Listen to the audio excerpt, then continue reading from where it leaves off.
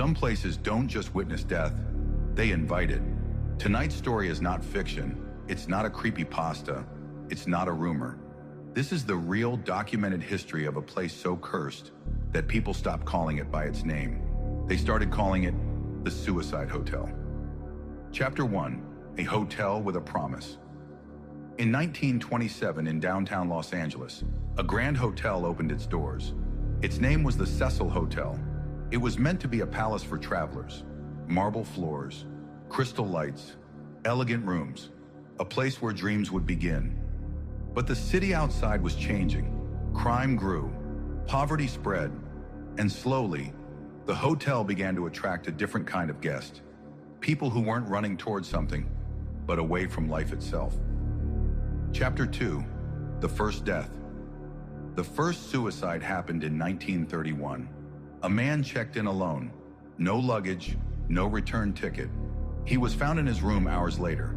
That death should have been the end of the story, but it was only the beginning. Over the next decades, people jumped from windows, slit their wrists in bathtubs, swallowed poison in silence. Guests began reporting strange things.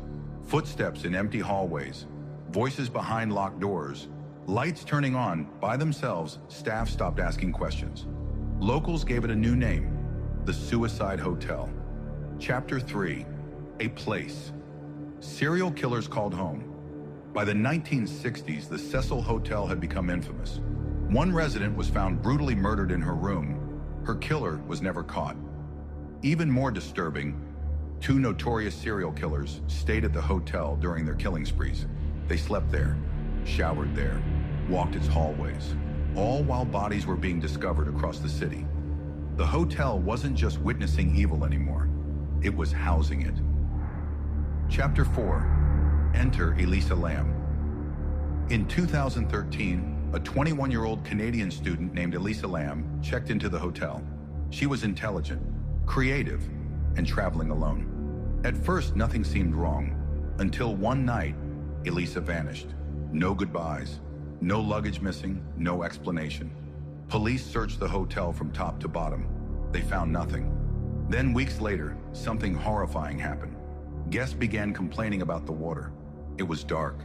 It smelled strange. It tasted wrong. Maintenance workers were sent to the roof, and that's where they found her. Chapter 5, the water tank. Elisa Lam's body was discovered inside one of the hotel's water tanks. The lid was closed. To this day, no one can clearly explain how she reached the roof, how she climbed into the tank, or how the lid closed behind her.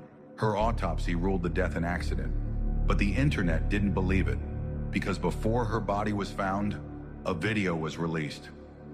Chapter 6, the elevator footage. The elevator CCTV footage went viral. It showed Elisa behaving strangely. She pressed multiple buttons, stepped in and out of the elevator, talked to someone who wasn't there. She looked terrified, as if something was following her. That footage alone convinced millions that something supernatural was involved, something that the hotel didn't want her to escape from.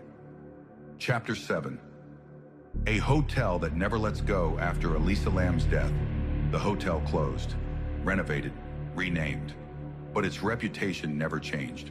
Former guests still report shadows moving without bodies, whispers at night, feelings of sudden dread.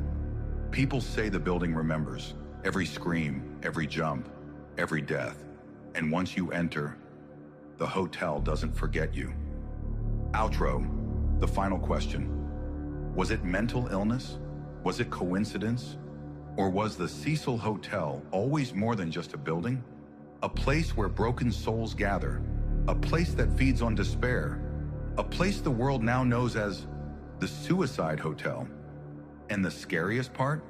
It's all real. Dead animals in the walls. A real inspired horror story intro. Some houses make sounds at night, scratching, tapping, breathing. We tell ourselves it's rats or old pipes. But what if the walls are hiding something else? Something placed there on purpose. Chapter 1, the house on Hollow Ridge. In 2016, a couple named Daniel and Rebecca Moore bought an old farmhouse on Hollow Ridge Road, Pennsylvania. The house was cheap, too cheap, built in the late 1800s. Thick wooden walls, narrow crawl spaces. The previous owner refused to answer questions. He only said one thing: don't open the walls. Chapter 2. The sounds. The first week was quiet. The second week, the noises began. Not scurrying, not chewing. It sounded like something slowly moving. At night, Rebecca heard soft thuds behind the bedroom wall. Daniel assumed animals were trapped inside until the smell started. Rotten, sweet, unmistakable. Chapter 3, what they found inside a contractor was called. They cut into the wall near the kitchen. Inside, and wrapped in yellowed newspaper, was a small animal carcass. Then another, and another. Cats, rabbits, birds, all placed carefully, none trapped accidentally. Some newspapers dated back to 1938. Written on the walls in faded chalk were strange symbols. Circles, crosses, words in an unfamiliar language. Chapter 4. The Old Practice. A local historian recognized the symbols. They belonged to an old protection ritual, a belief that evil spirits entered homes through walls. Dead animals were sealed inside to trap them, not to keep spirits out, but to keep something in. Chapter 5. The Dreams. After the walls were opened, the dreams began. Rebecca dreamed of animals scratching from inside her chest. Daniel woke up with mud on his hands. Neither remembered leaving the bed. The noises returned, louder, closer. Chapter 6. The Final Discovery. One night, Daniel followed the sound into the basement. Behind a false wall was a larger cavity. Inside, a human-shaped space, surrounded by bones, animal bones, and something else. Finger bones. Chapter 7. The house doesn't want to be empty. The Moores fled the house. They never returned. The farmhouse was sealed by the county. Locals say the sounds never stopped, because when the animals were removed, whatever they were holding back was finally free. If you ever hear scratching in your walls, pray it's just rats, because some houses don't hide animals. They hide intentions. And once you open the walls, the house opens you back.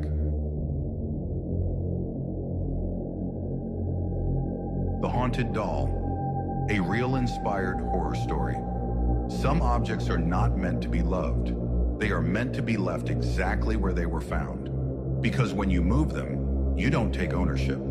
You accept an invitation. This is the true inspired story of a doll that never wanted a new home. In the winter of 1972, Margaret Wilson inherited an aging Victorian house on the outskirts of New Orleans.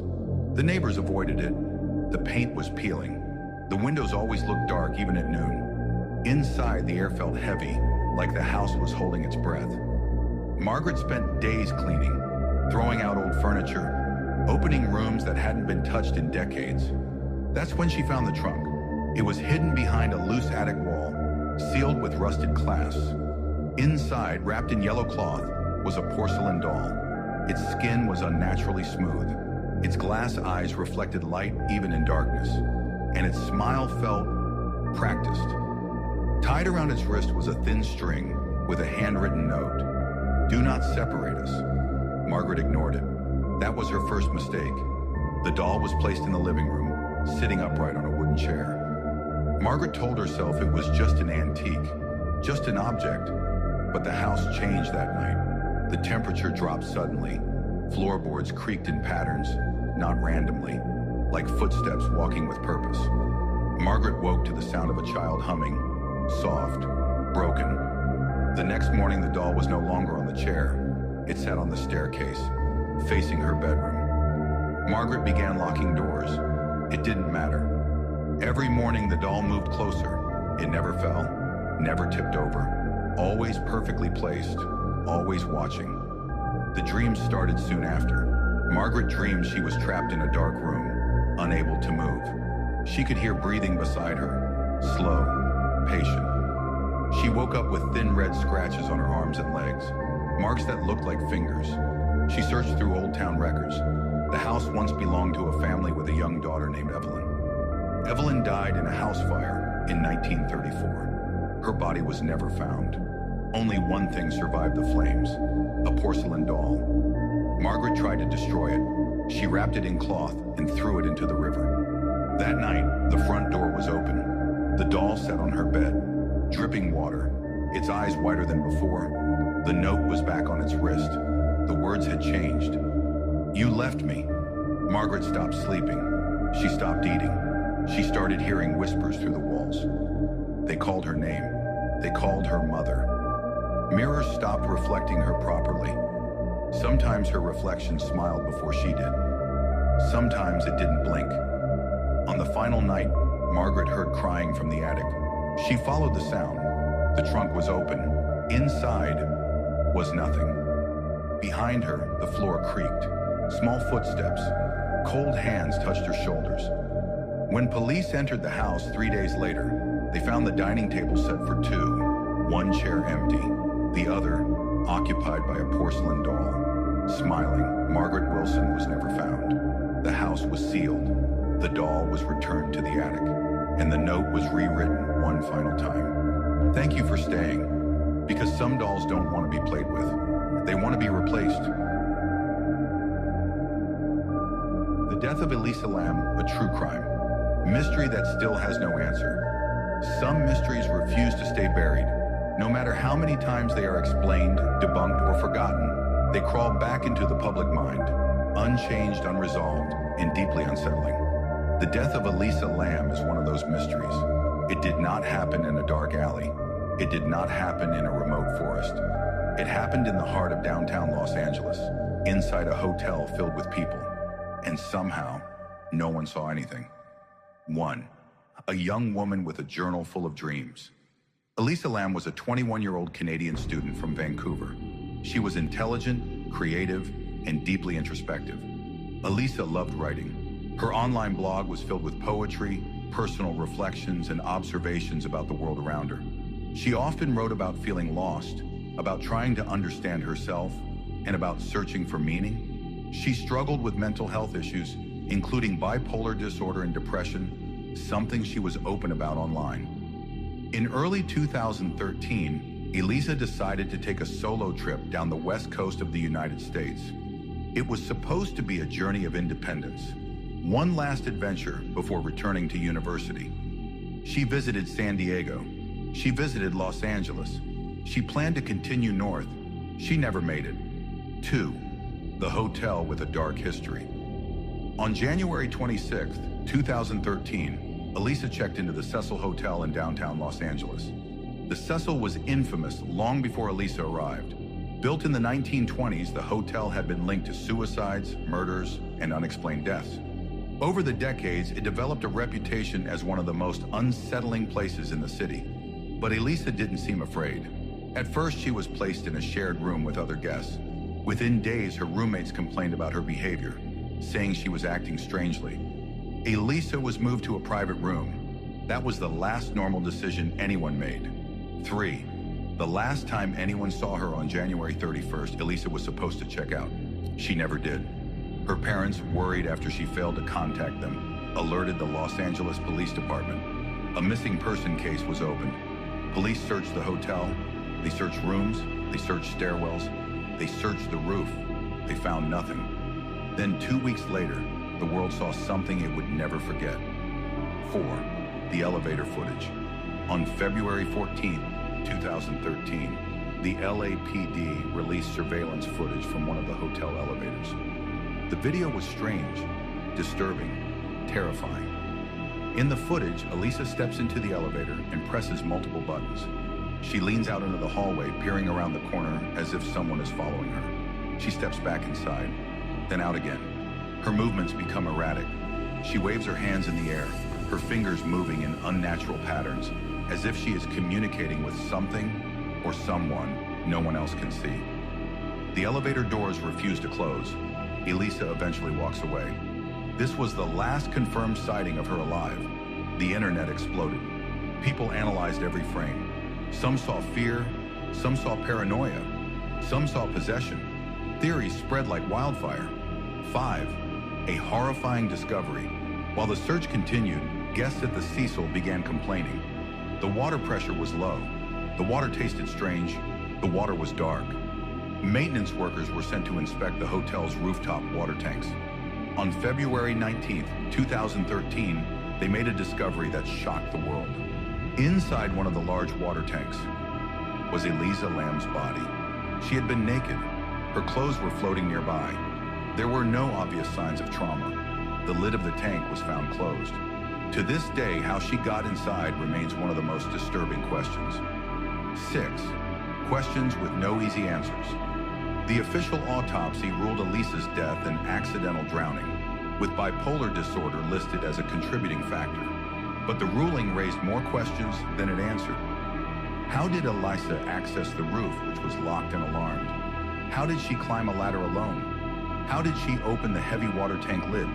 And how did it close again? There were no fingerprints on the lid. No security footage showed her reaching the roof. No witnesses saw her. 7. Theories, fear, and the internet. Some believe Elisa experienced a severe mental health episode. Others believe there was foul play. Some theories involve hotel staff. Others involve supernatural explanations tied to the Cecil's dark history. There were even claims of government cover-ups and biological experiments, none proven. The elevator video became one of the most analyzed clips in internet history. And yet, nothing conclusive ever emerged. 8. A family without closure. Elisa's parents never accepted the mystery easily. For them, Elisa was not a viral video. She was their daughter, a young woman with dreams that never had the chance to be lived. They sought answers. They found none. 9. Why this story still haunts us. The death of Elisa Lam remains terrifying not because of ghosts or demons, but because it happened in a place filled with people, because it was recorded, because we watched her final moments and still understand nothing. Sometimes the scariest stories are not about monsters in the dark. They are about unanswered questions, about a door that never closes, about an elevator that refuses to move, and a young woman who vanished, only to be found where no one thought to look. The Phone Stalker, a real inspired true crime story. Some crimes don't leave footprints, they leave voicemails. In 2007, ABC News documented a disturbing series of phone calls made to families across the United States. The callers did not ask for money. They did not demand anything. They only wanted to be heard. And once they started calling, they never stopped. 1. The first call. It always began the same way. The phone would ring late at night or early in the morning, hours when people are most vulnerable. When someone answered, there was silence. Not the empty silence of a dropped call, but breathing, slow, controlled, intentional. Then the voice would speak, calm, clear, and terrifyingly personal. The caller would address family members by name, sometimes children, sometimes parents, sometimes spouses. Information that should not have been publicly available. 2. No threats, no demands. What made the calls different from typical harassment cases was the lack of purpose. The caller didn't ask for money, didn't make threats, didn't attempt blackmail. Instead, he described the family's daily routines. What time the children left for school, which parent worked late, which lights stayed on at night. Details accurate enough to eliminate coincidence. Then the caller would say one final sentence, "I just wanted you to know I'm watching," and hang up. 3. When the calls became frequent. At first, families believed it was a prank, until the calls continued. Sometimes several times a day, sometimes once every few weeks. Always from blocked numbers, always impossible to trace. Some families changed phone numbers. The calls followed. Others unplugged their phones at night. The caller waited until morning. One family reported receiving over 200 calls in a single year. 4. ABC News investigation. By mid-2007, the cases had spread across multiple states. Local police departments struggled to respond. The caller never crossed into explicit criminal threats, making charges difficult. That's when ABC News stepped in.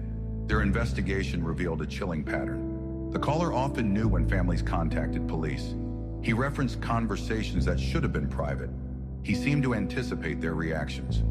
In one recorded call aired by ABC, the voice calmly said, "You told the officer you weren't scared, but your voice was shaking." The family had never mentioned that detail publicly. 5. A voice without a face. Experts analyzed the recordings. The voice was male, estimated to be middle-aged, emotionally flat, almost rehearsed. Psychologists suggested the caller wasn't seeking fear, he was seeking control. The act of intrusion itself was the reward. The calls were not about violence, they were about presence, letting someone know they were not alone, even inside their own home. 6. The most disturbing call. One family agreed to record their interactions. During one call, the father asked a direct question, "Why are you doing this?" The caller paused, then answered softly, "Because you answer." That sentence alone terrified investigators. It suggested the caller didn't need motive, only access. 7. Failed attempts to track him. Authorities attempted to trace the calls. They used phone company cooperation, signal analysis, call timing triangulation. Nothing worked. The calls originated from different locations: pay phones, prepaid cell phones, lines that went dead minutes after use. It was as if the caller existed only in moments and vanished immediately after. 8. The calls stopped without explanation. Toward the end of 2007, the calls slowly began to stop. Not suddenly, gradually. Families reported fewer incidents, then none at all. No arrests were made. No suspect was publicly identified. The case quietly faded from headlines, but for the families involved, it never truly ended. 9. The aftermath. Many victims reported long-term effects: sleep disorders, anxiety around phone calls, fear of being observed. Some families never reconnected their landlines. Some refused to answer unknown numbers. One mother told ABC News, "He never hurt us, but he never left us either." Well, get on with it. 10. I haven't got all night, you know. Why this story still matters. The phone stalker wasn't a murderer. He didn't break into homes. He didn't leave physical evidence. But he proved something far more disturbing: that a voice alone can invade a life, that anonymity can be weaponized, and that sometimes the most terrifying crimes are the ones where nothing happens, except the phone ringing. Troy,